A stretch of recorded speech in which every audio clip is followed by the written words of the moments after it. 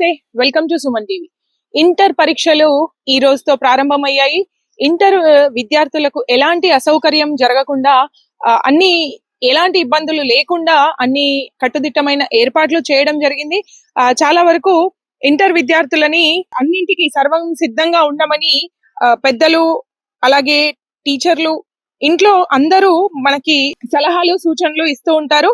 అయితే ఈ సంవత్సరం గాను 2025 అండ్ 2026 సంవత్సరానికి గాను ఇంటర్ 10th పరీక్షల నిర్వహణ కోసం చేపట్టిన ఏర్పాట్లు సిఎస్ దృష్టికి తెచ్చారు. ఈ నెల 25 నుండి మార్చి 18 వరకు కొనసాగుతున్న ఇంటర్మీడియట్ వార్షిక పరీక్షలకు మొత్తం 36,963 మంది విద్యార్థులు హాజరు కానున్నారని, విద్యార్థుల సంఖ్య అనుగుణంగా జిల్లాలో 58 పరీక్షా కేంద్రాలు ఏర్పాటు చేశామని అన్నారు. అయితే మార్చి 14 నుండి 15 వరకు జరిగే 10వ తరగతి మార్చి 14 నుండి ఏప్రిల్ 15 వరకు జరిగే 10వ తరగతి పరీక్షల్లో కూడా జిల్లాలో 24,542 మంది విద్యార్థులు హాజరు కానున్నారని తెలుస్తుంది.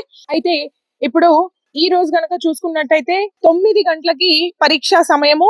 అయితే కొన్ని కారణాల వల్ల ఒక 5 నిమిషాల వెసులుబాటు సమయాన్ని కూడా ఇవ్వడం జరిగింది. ప్రశ్న పత్రాలు ఇచ్చే సమయానికి గాను ఒక 5 నిమిషాలు విద్యార్థులకి ఇవ్వడం జరిగింది. అయితే ఎవరైతే ఆ 5 నిమిషాలు దాటి వస్తారో వాళ్ళని పరీక్షా కేంద్రాలకి ఎట్టి పరిస్థితుల్లో అనుమతించడం లేదు. ఇక్కడ చూసుకున్నట్టయితే మనం నిజామాబాద్ సిఎస్ఐ స్కూల్ గ్రౌండ్ లో ఉన్నాము.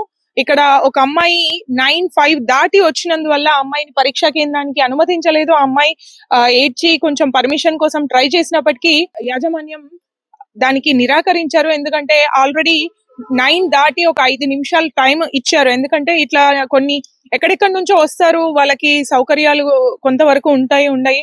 అయినప్పటికీ ఆ 5 నిమిషాలు దాటిన వారిని పరీక్షా కేంద్రాల్లో అనుమతించలేదు. సో మొత్తానికి చూసుకున్నట్టయితే నిజామాబాద్ లో 36,965 మంది ఈ పరీక్షకి హాజరవుతున్నారు. కామారెడ్డి జిల్లాలో 18,000 మంది ఈ పరీక్షకి హాజరు కానున్నారు. అయితే 45 పరీక్షా కేంద్రాలు దీనికి గాను కేటాయించడం జరిగింది. ఈ పరీక్ష 9 గంటల నుండి 12 గంటల వరకు సమయాన్ని ఇంటర్ పరీక్ష బోర్డు 9 గంటల నుంచి 12 గంటల వరకు ఈ సమయాన్ని నిర్ణయించడం జరిగింది. అయితే ఈ పరీక్ష జరుగుతున్నప్పుడు చుట్టుపక్కల ఒక 1 కిలోమీటర్ రేడియస్ వరకు ఎక్కడ జిరాక్స్ సెంటర్స్ ని గానీ ఓపెన్ చెయ్యొద్దు అని స్ట్రిక్ట్ గా రూల్స్ ఇవ్వడం జరిగింది.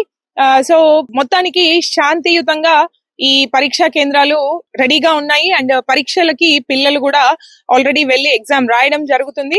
సో ఒకటే సూచన, ఒక 10 నిమిషాలు పరీక్షా కేంద్రానికి ముందు ఉండేట్టుగా పిల్లలు తల్లిదండ్రులు అందరూ రెడీ అయి ప్రిపేర్ అయ్యి ఎగ్జామ్ కి పంపించండి. ఎందుకంటే ఒక సంవత్సర కాలం పాటు కష్టపడి దీనికోసం ప్రిపేర్ అవుతారు. ఆ ఒక్క రోజు ఆ ఒక్క గంట సమయాన్ని ముందుగా మనం ప్రిపేర్ అయి ఉంటే ఈ అనర్థాల నుంచి మనం తప్పించుకునే ఛాన్స్ ఉంటది. మొత్తానికి ప్రశాంతంగా ఎగ్జామ్ ని రాసే అవకాశం పిల్లలకు ఉంటది, వాళ్ళని పంపించే అవకాశం పెద్దలకు ఉంటది.